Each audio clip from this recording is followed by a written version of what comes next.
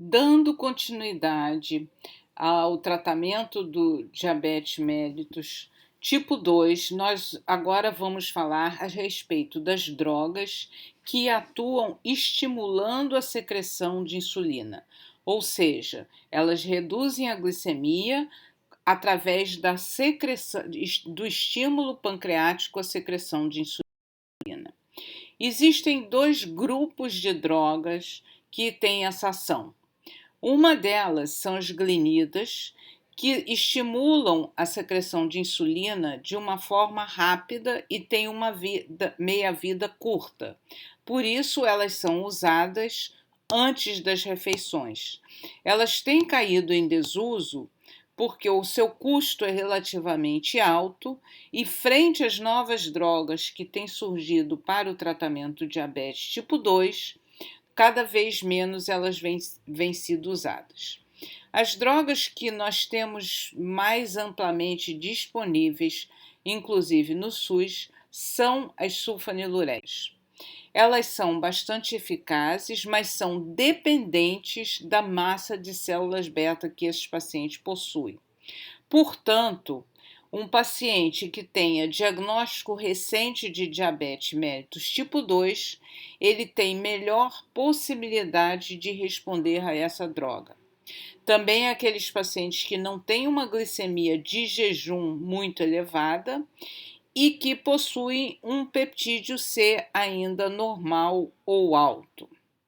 A sua eficácia é de reduzir a glicemia de jejum em torno de 60 a 70 miligramas por decilitro e a hemoglobina glicada de 1 a 2%. Cerca de 20 a 30% dos pacientes já inicialmente não respondem às sulfonilureias.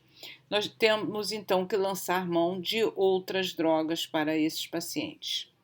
No decorrer do uso das sulfonilureias, alguns pacientes começam a apresentar o que nós denominamos de falência secundária. Ou seja, o paciente responde inicialmente à droga, mas depois eles deixam de responder. Existe um questionamento científico se o uso das sulfonilureias acelerariam a falência pancreática do paciente portador de diabetes tipo 2. Bom, nós temos disponíveis no mercado inúmeras sulfonilureias.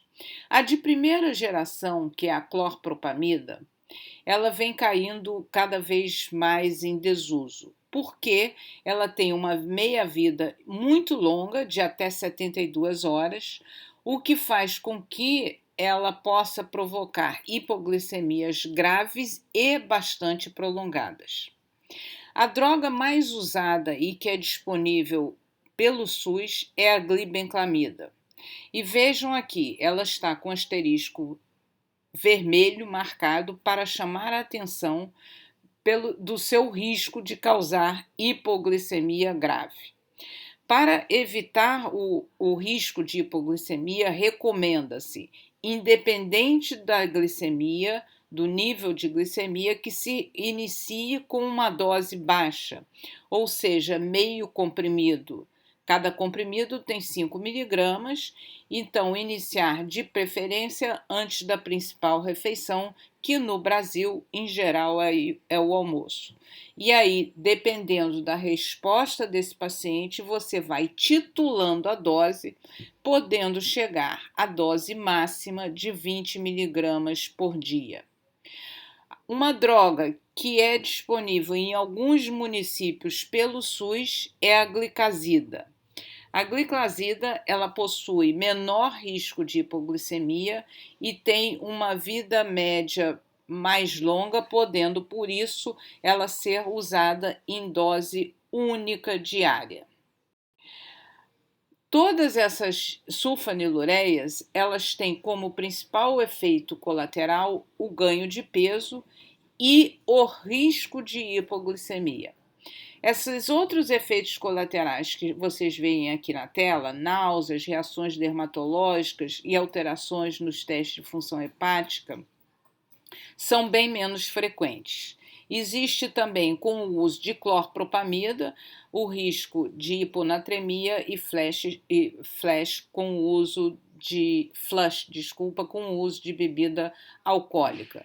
Mas como a clorpropamida por si ela já é pouco usada e não deve ser a sulfanilureia de escolha, por isso então está nesse cinza mais claro, né? Atenção, quando vocês prescreverem uma sulfanilureia, é importante vocês alertarem o paciente sobre a hipoglicemia. Isso daí nós já conversamos anteriormente, que faz parte da educação do paciente diabético. Então, ele saber que um excesso de medicação, a omissão de refeição, uma atividade física mais intensa, ou o fato do paciente ser de idade avançada, são situações que colocam o paciente em maior risco de hipoglicemia. Ele então deve ser avisado dos sinais e sintomas de hipoglicemia e dos cuidados que devem ser tomados, não só no sentido de evitar, como no sentido de tratar. Outras causas de hipoglicemia são insuficiência hepática, insuficiência cardíaca, e eu chamo a atenção de vocês para a insuficiência renal, né?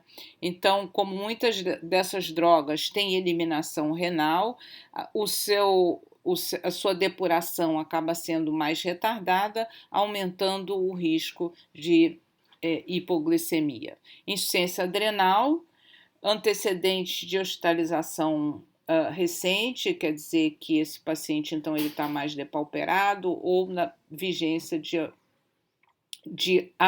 uso de certas drogas que também potencializam o risco de hipoglicemia. Perdão.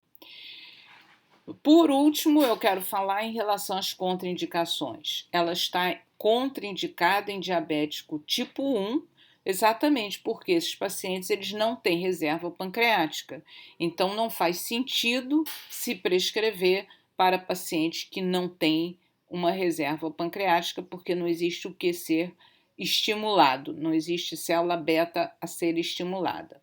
Na presença de complicações agudas, como por exemplo a cetoacidose ou o coma hiperosmolar não cetótico, que são situações na qual estão indicado o uso da insulinoterapia. Evitar em pacientes com insuficiência renal ou hepática. Na gravidez, a glibenclamida pode ser usada, mas deve ser evitada durante a amamentação, e o mesmo diz respeito à glipizida. Na vigência de cirurgia, deve ser suspensa a sulfanilureia, e na presença de complicações mais graves, como septicemia ou outras situações clínicas.